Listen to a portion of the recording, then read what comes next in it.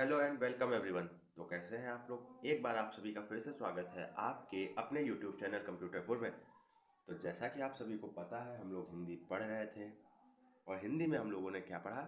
हिंदी में हम लोग पढ़ रहे थे तत्सम और तद्भव शब्द, जो कि आप लोग जानते हैं। ठीक, तो आप लोग क्या पढ़ रहे थे? तत्सम और तद्भव शब्द, जिसके हम लोगों ने अप्रोक्सीमेटली 2 और 3 पार्ट कंप्लीट कर लिए हैं, जिसमें हम लोगों ने छोटा आ और बड़ा आ, इन दोनों से आने वाले समस्त तत्सम और तद्भव शब्दों को पूरी तरीके से कंप्लीट कर लिया है। फर्स्ट वीडियो में हम लोगों ने देखा था इंट्रोडक्शन, तत्सम तद्भव शब्द होते क्या है, परिभाषा देखी थी, कैसे प्राकृत से अपभ्रंश हुए, कैसे परिवर्तित हुए, विकृत हुए शब्द, पूरी डिटेल हम लोगों ने देखी थी। फर्स्ट वीडियो में हम लोगों ने बहुत अच्छे से समझा था। सेकंड वीडियो में भी हम लोगों ने थोड़ी सी बात की थी, पुराना रिपीट किया था हम लोगों ने। और ये हम लोगों का थर्ड या फोर्थ पार्ट होने वाला है, जिसमें हम लोग देखेंगे ये। और इसके बाद एक और पार्ट आएगा जिसमें हम लोग समस्त आपके ये छोटा बड़ा छोटी बड़ी इन सब से आने वाले छोटा ऊ बड़ा ऊ ए आई ओ औ जितने भी हैं आपके, इससे सब समाप्त कर देंगे, इम्पॉर्टेंट वो भी। फिर उसके बाद जो भी वीडियो आएंगे वो थोड़े लॉन्ग आएंगे। अभी तो मुश्किल से 15 से 20 मिनट के आ रहे हैं, क्योंकि एक वीडियो में अप्रॉक्सीमेटली 10, 11, किसी में 20, किसी में 25, जिसमें जितने हो पा रहे हैं उतने आपको बताए जा रहे हैं। ठीक, लेकिन अगले से वीडियो आएंगे तो उसमें कोई एक वर्ग उठाया जाएगा, जैसे का वर्ग, तो उससे रिलेटेड समस्त आएंगे। तो तब थोड़े वीडियो लॉन्ग हुआ करेंगे, ज़्यादा नहीं, पर थोड़े लॉन्ग वीडियो तब आएंगे। ये चीज़ आप लोगों को ध्यान रखनी है। तो चलिए शुरू करते हैं आज का अपना ये वीडियो। तो सबसे पहले आज हम लोगों का है ईच। क्या है? ईच, जिसको हम लोग तद्भव के रूप में कहते हैं ईख। जैसे एक पोएम है, छोटे क्लास में कहा जाता है, इमली खट्टी मीठी ईख। ऐसे यही है ना, इमली मीठी की खट्टी ईख, इमली मीठी खट्टी ईख। ये नहीं है, क्या है? इमली खट्टी मीठी ईख। ठीक, तो इससे आप लोग को ध्यान रखना हो। लेकिन ईख है तद्भव शब्द, ईख क्या है? तद्भव शब्द है। ईच है तत्सम शब्द। ठीक, ये चीज़ आप लोग को ध्यान रखनी है, तत्सम और तद्भव। लास्ट वीडियो में हम लोगों ने बहुत सारी इंपॉर्टेंट पॉइंट पे भी फोकस किया था कि कौन से पॉइंट आप लोगों को ध्यान रखने हैं, कौन सी चीज़ आपको गलत नहीं करनी है बिल्कुल भी। तो वो चीज़ें आप लोग ध्यान रखिएगा एक बार, क्योंकि वो बहुत ही इंपॉर्टेंट चीज़ें बताई गई हैं आप लोगों को, तो उसका विशेष ध्यान रखिएगा। तो फर्स्ट हम लोग का है ईच, जिसको तद्भव रूप में हम लोग ईख कहते हैं। ठीक, फिर नेक्स्ट अगर देखें तो सेकंड है ईर्ष्या। क्या है? ईर्ष्या। सेकंड है ईर्ष्या। कहते हैं कि मन में ईर्ष्या भाव नहीं रखना चाहिए। ठीक, मन में ईर्ष्या भाव नहीं रखना चाहिए। ठीक, और दूसरा, इसको तद्भव रूप में हम लोग ईर्ष्या नहीं ईर्षा बोलते हैं। ईर्षा, ईर्षा थोड़ी होता है, ईर्षा कोई शब्द ही नहीं है, उसको भ्रंश करके ईर्षा बना दिया है कि ईर्षा भाव नहीं रखना चाहिए। ईर्षा भाव नहीं, ईर्ष्या नहीं रखना चाहिए। हम लोग को आपस में ईर्ष्या द्वेष ये सब नहीं रखना चाहिए। तो ईर्ष्या है तत्सम शब्द और ईर्षा है तद्भव शब्द। तो ये चीज़ आप लोगों को ध्यान रखनी है।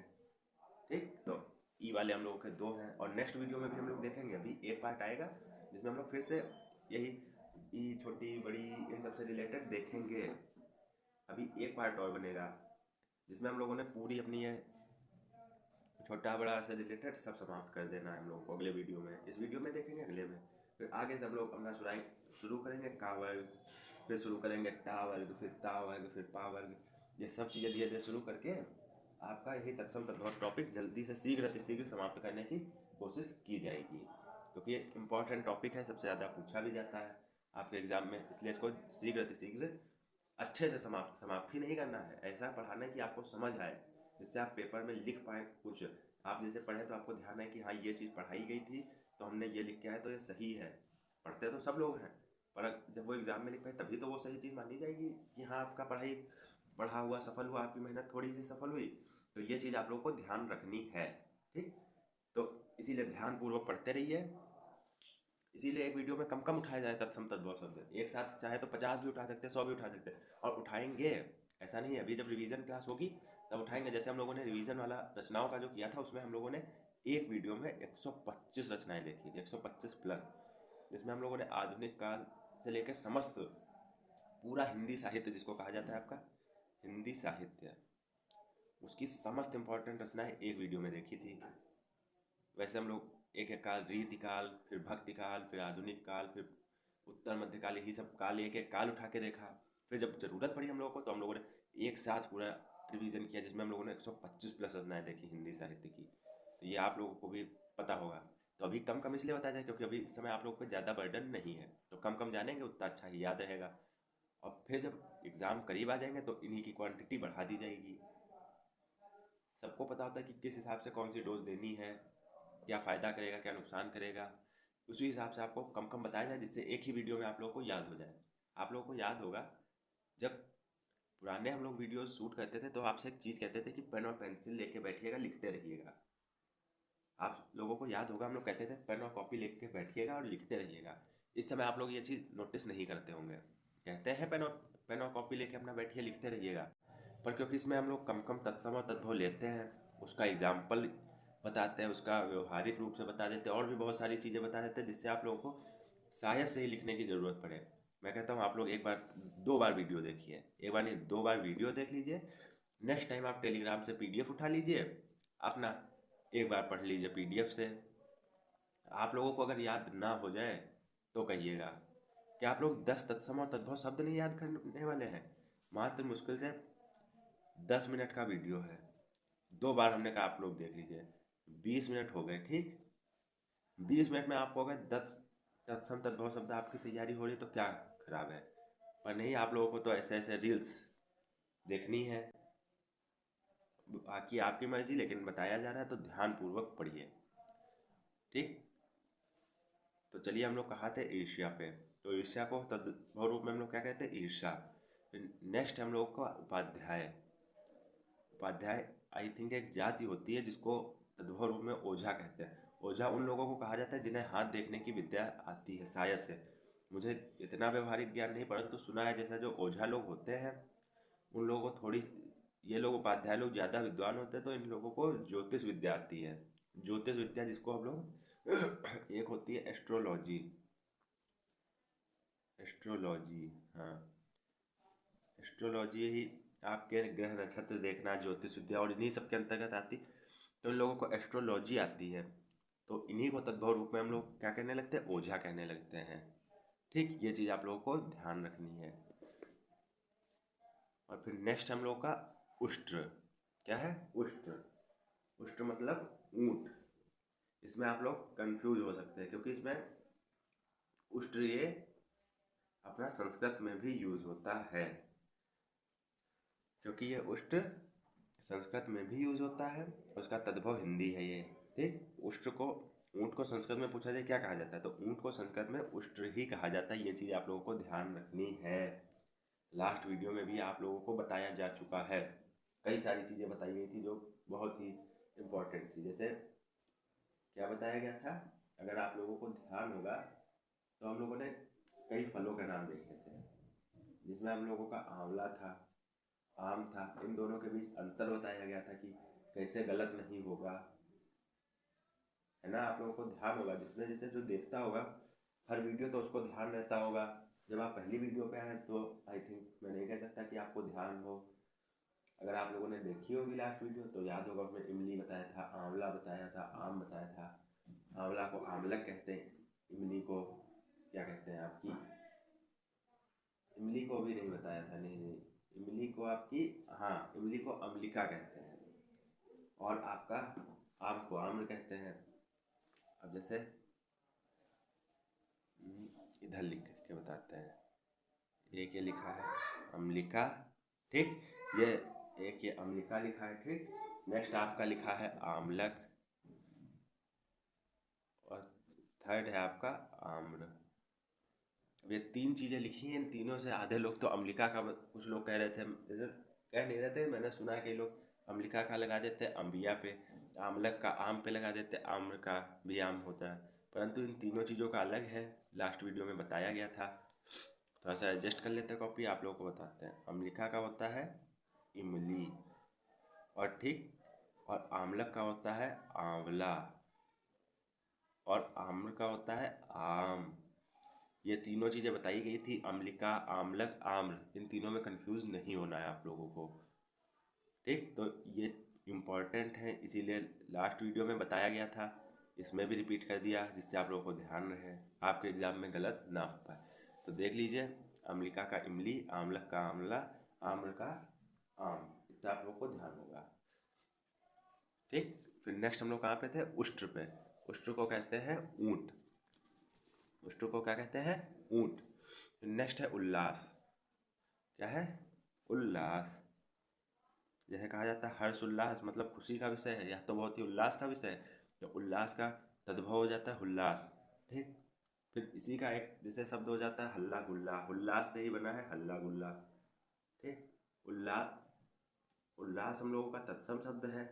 हम लोगों को अधिकतर तत्सम शब्द ही यूज करने चाहिए, क्योंकि ये शुद्ध हिंदी से आए हैं और ये संस्कृत से अवतरित हुए हैं, मतलब संस्कृत से लिए गए, तो ये शब्द ज़्यादा सही रहते हैं, सुनने में भी अच्छे लगते हैं और बोलने में भी आपको अच्छे लगेंगे। ठीक, तो जो सुनेगा वो भी कहेगा ये हुल्लास नहीं उल्लास बोल रहा है, तो ये कुछ पढ़ा लिखा व्यक्ति है। इसलिए हम लोगों को ज़्यादातर तत्सम शब्द ही प्रयोग करने चाहिए। तो उल्लास है तो उल्लास का तद्भव होता है हुलास।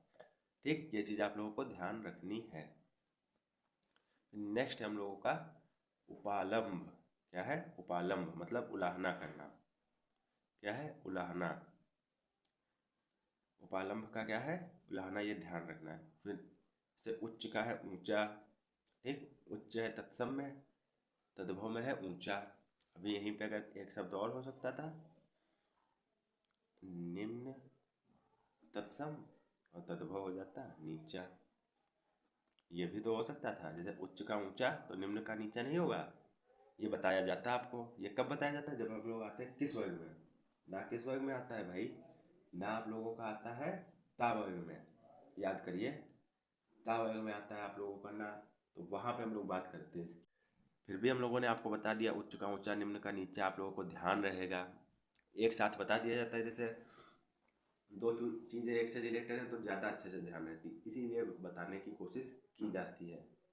और फिर नेक्स्ट हम लोगों का क्या है? ऊर्ण। क्या है? ऊर्ण। आई होप आप लोगों को दिख रहा होगा। नेक्स्ट है ऊर्ण। ऊर्ण होता है ऊन।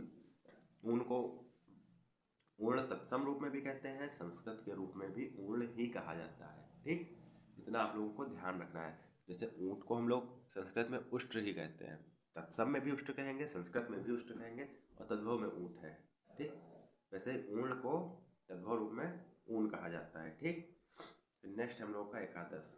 फिर एकादश को हम लोग तद्भव रूप में कहते हैं 11। अगर आप लोगों ने संस्कृत गिनतियाँ पढ़ा होगा, प्रथमा द्वितीय तृतीय चतुर्थ पंचम षष्ठ सप्त अष्टम नवम दसम एकादश द्वादश त्रयोदश चतुर्दश पंचदश षष्ठदश सप्तदश अष्टदश नवदश विंशति, तो आप लोगों को ध्यान होगा। तो संस्कृत गिनती आप लोगों को अगर पढ़नी हो तो बता दीजिएगा। ये सब पूरी संस्कृत गिनतियाँ लगभग तो मुझे याद नहीं है। जैसे एक को प्रथम भी कह सकते हैं, प्रथम, द्वितीय, तृतीय, चतुर्थ, पंचम, षष्ठ, सप्तम, अष्टम, नवम, दसम, एकादश, द्वादश, त्रयोदश, चतुर्दश। चतुर्दश को चत्वारह भी कहा जाता है, ध्यान रखिएगा। चतुर्दश मतलब 14, उसको चत्वारह भी कहा जाता है। फिर पंचदश, षष्ठदश, सप्तदश, अष्टदश, नवदश मतलब 19। फिर 20 को 20 दश नहीं 20 को कहा जाता है विंशति कहा जाता है। तो ये गिनती अगर आप लोगों को जाननी हो तो बताइएगा। इसका एक पार्टिकुलर वीडियो पर गिनतियों का या कोई यूज़ नहीं है, तो कोई को आवश्यकता भी नहीं होगी मेरे अकॉर्डिंग, तो गिनतियों का कोई वो नहीं है। तो अगर आपको गिनतियाँ पता हो तो आप तो आराम से कर सकते हैं कि एकादश है तो इसका तो 11 हो जाएगा। इसीलिए थोड़ा बहुत इधर उधर से भी नॉलेज कलेक्ट करते रहना चाहिए, पता नहीं कहाँ की नॉलेज कहाँ काम आ जाए, क्योंकि नॉलेज कभी खराब जाती नहीं। ये चीज़ आप लोगों को भी अच्छे से पता है, अगर पढ़ा है तो कहीं ना कहीं तो काम आएगा ही। आज एग्ज़ाम में नहीं आए, कल के किसी एग्ज़ाम में आएगा, कल कहीं। तो ये चीज़ आप लोगों को ध्यान रखनी चाहिए, नॉलेज कभी भी खराब नहीं जाती। तो अगर आप लोगों को संस्कृत गिनती आती होती तो एकादश का तुरंत आप लोग तद्भव जान जाते 11, है कि नहीं। तो चलिए देखते हैं एकादश का है क्या हम लोगों का 11। फिर नेक्स्ट हम लोगों का ओष्ठ, जिसको हम लोग होठ कहते हैं। क्या है? जिनको हम लोग होठ या लिप्स, जाड़े में जैसे कहा जाता है होठ फट गए हैं, होठ नहीं होता, ओष्ठ होता है, ओष्ठ। होठ उसका तद्भव रूप है।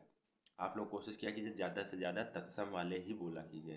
तो तत्सम में क्या कहेंगे? ओष्ठ कहेंगे। ओष्ठ को हम लोगों ने क्या कह दिया? होठ। ठीक, ये चीज़ आप लोगों को ध्यान रखनी है। ठीक, और अभी हम लोगों ने जैसा बताया कि अभी इसका एक पार्ट और बनेगा, जो कि होगा शायद से लास्ट पार्ट तत्सम तद्भव का नहीं होगा, जिसमें हम लोग छोटा बड़ा छोटी बड़ी का एक पार्ट और आएगा जिसमें हम लोग देख लेंगे समस्त। उसके बाद हम लोगों का शुरू होगा का वर्ग। ठीक, का वर्ग अपना देखेंगे। ठीक, का वर्ग एक दिन कंप्लीट करेंगे। फिर हम लोग एक वीडियो में कोशिश करेंगे चा वर्ग की। ठीक, फिर कोशिश करेंगे टा वर्ग की, फिर ता वर्ग की। ये देखिए, मुझे लगा दिख रहा होगा, आप लोगों को नहीं दिख रहा था। तो का वर्ग, चा वर्ग, टा वर्ग, ता वर्ग। फिर उसके बाद आता है अपना पा वर्ग। तो ये सब वर्ग एक एक करके हम लोगों को देखना है। फिर अपना देखना है या, फिर रा, फिर ला, फिर वा, फिर शा, श, स, हा। सारे देखने हैं हम लोगों को, लास्ट तक हम लोगों को समस्त देखने हैं। तो ये टॉपिक थोड़ा लंबा हो सकता है, इसमें ज़्यादा वीडियोज आ सकते हैं। ठीक, इस वीडियो में हम लोगों ने तत्सम तद्भव सब देखे। नेक्स्ट पार्ट और आएगा जिसमें हम लोग छोटा यही कुछ बचे हुए इंपॉर्टेंट देख लेंगे। फिर हम लोग अपना का वर्ग स्टार्ट करेंगे। तो बताइए कैसा लगा आप लोगों को आज का वीडियो। आई होप बहुत अच्छा लगा होगा। अगर अच्छा लगा हो तो वीडियो को लाइक करिए, चैनल को सब्सक्राइब करिए और बने रहिए हमारे साथ। तब तक के लिए जय हिंद।